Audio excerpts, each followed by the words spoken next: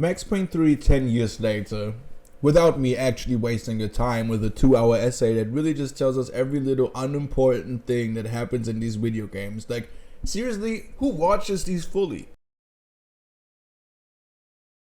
There is a lot of reasons why I like Max Payne 3 so much.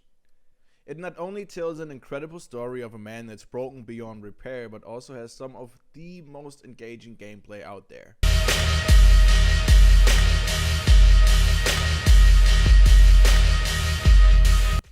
I barely replay games once I'm done with them, and if I do, the game really needs to be good, but most importantly have gameplay that wants me to have more to come back.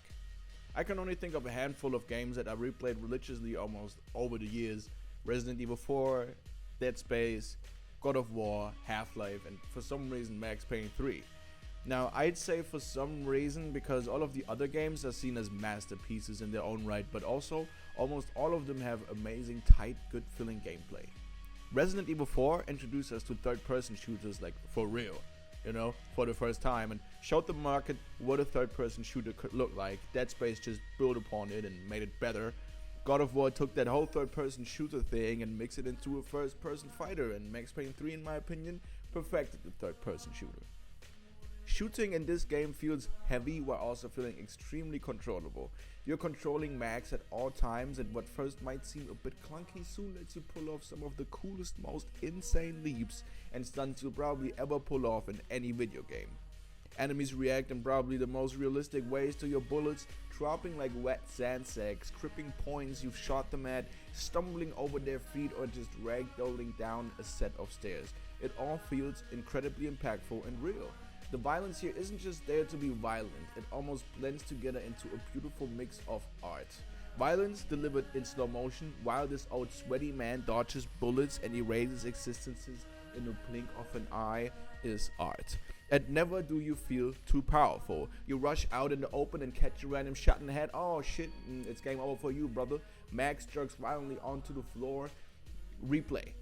You always feel like you can manage, but only if every bullet hits, only if you make every jump count, and only if you hit this dash over the stairs and down into the dusty cellar in this very right angle to allow you to headshot this one guy back in the corner.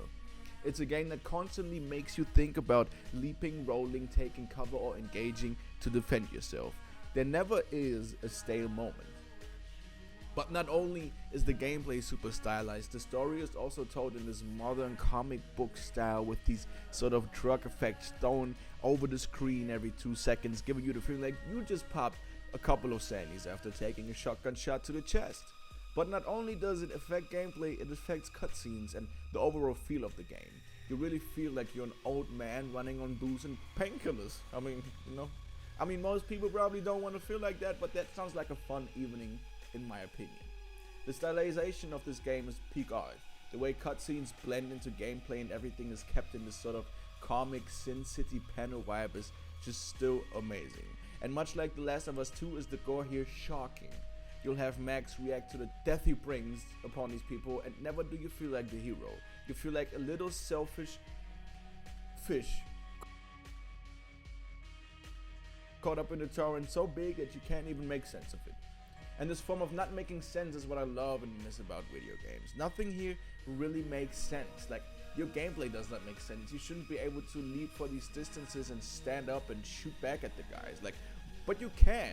And this realism paired with the video game shenanigans is part of what elevates this experience so much for me. It's not just, oh, nice ragdoll and nice shooting. It's the combination of both.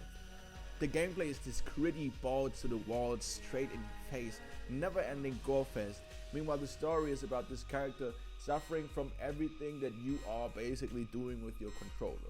Like, you are the problem. We are the problem. In a world where every little story detail is delivered to you, here you don't even really understand what the fuck is going on unless you play the game a couple of times. You don't really know who kills who and who played Max and when. It's intriguing. It makes you read so much into characters that probably did so little here. I thought fucking Stefano or whatever his name, I thought he was fucking important. Oh, he's dead. He's dead. It somehow makes the story so memorable to me because I still don't know who ordered what or did what, and I'm just as confused trying to unravel the story every time. In short, this game really makes you feel like a bald-headed white police officer from New York that lost his wife and daughter and everything he ever knew or loved, and now copes by going bald and sipping too many whiskeys and lobotomizing his enemies. Hope you liked it.